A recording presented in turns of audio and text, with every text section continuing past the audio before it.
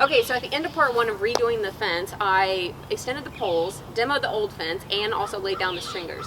So now I'm going to get started with actually laying down the pickets for the board-on-board fence. Let's go. Actually, the first thing I started with was laying down a top cap. This isn't absolutely required, I just think it looks nice. I'm using a pre-stained Cedar 2x6 for my top cap, and I used my multi-stand and super jaws to hold it in place while I used the circular saw to cut a 45 on the end.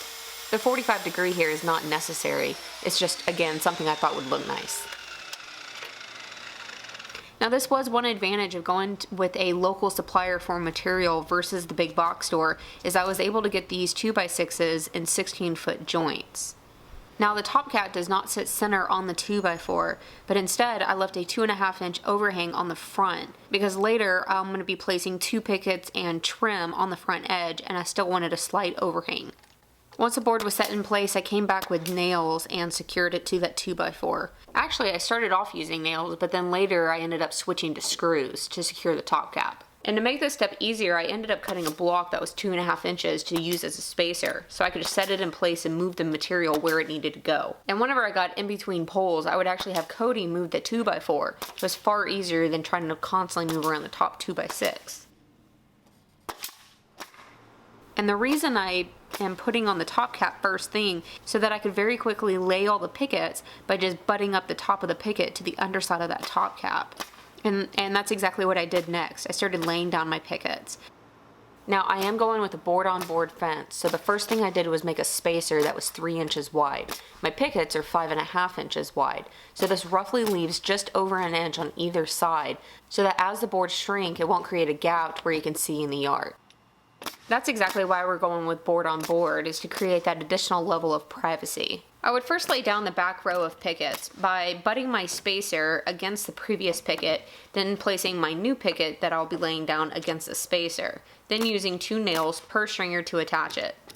And then just about every 5th or 6th picket, I would hold up a level and just make sure that I wasn't getting out of plumb. And if I was, then I would scotch over this picket slightly until I was back in plumb, then secure it with 2 nails.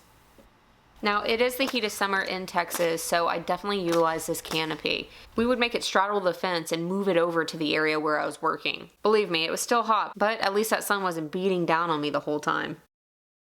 So after getting quite a few of the back pickets laid, I would double back and start laying down the front pickets, repeating the exact same process. Using the spacer to butt up against the previous picket and then laying down my new picket up against the spacer. Now, just something that I did is I wanted my spacer to be the full length from the top to the bottom of the fence. So I grabbed a picket and ripped it down at my table saw. And then to make handling it easier, well, I attached a handle to it. It would take me pretty much a full day to picket one side. So just in picketing alone, it was 3 days worth of work. Now, I'm using stainless steel ring shank nails, and the stainless steel nails are a lot more expensive than the regular nails. However, the coating will prevent them from leaving those black streaks down the pickets over time, and the ring shank will keep them from backing out.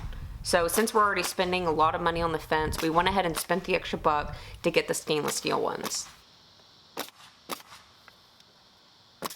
And of course, after I got done with one side, I would just wrap around and continue on with the next. So if you're mindful about where you place your nails, if you go within an inch of the outside of the pickets, whenever you come back with your overlay board, you'll actually cover them up. It was really cool because Cody and a neighbor friend ended up working ahead of me to lay down the top cap, so as soon as I was done with the second side, I could just continue on with the third. Then finally, after 3 long days of picketing, I got to the very end. And I guess it doesn't pay to be a neighbor friend of ours, because they end up stopping by and we put a tool in your hand. You gotta love good neighbors. Okay, now on to a very quick and simple step, adding the trim. Once all the pickets were up, I grabbed some 1x3 boards, went to the outside of the fence, and placed them along the top. This hides all of the dog ears and just gives it a real uniform look, in my opinion. This is by far the quickest step involved in the entire project. Okay, and that's actually where I'm going to have to stop this time. I had hoped to get the boxes done for this video, but I'm just going to have to push it until the next video. So next time I will be doing the boxes around the post, the trim work for the boxes, as well as building a gate. Now, if you have any questions about the material that I'm using, where I purchased it, or any of the tools that I'm using, be sure to check the description of the video first, because I have left you links. And I have also written a pretty thorough written tutorial, so if you have more questions that I didn't answer in the video, then also check that link in the description below. That's it for this one, so I will see you next time.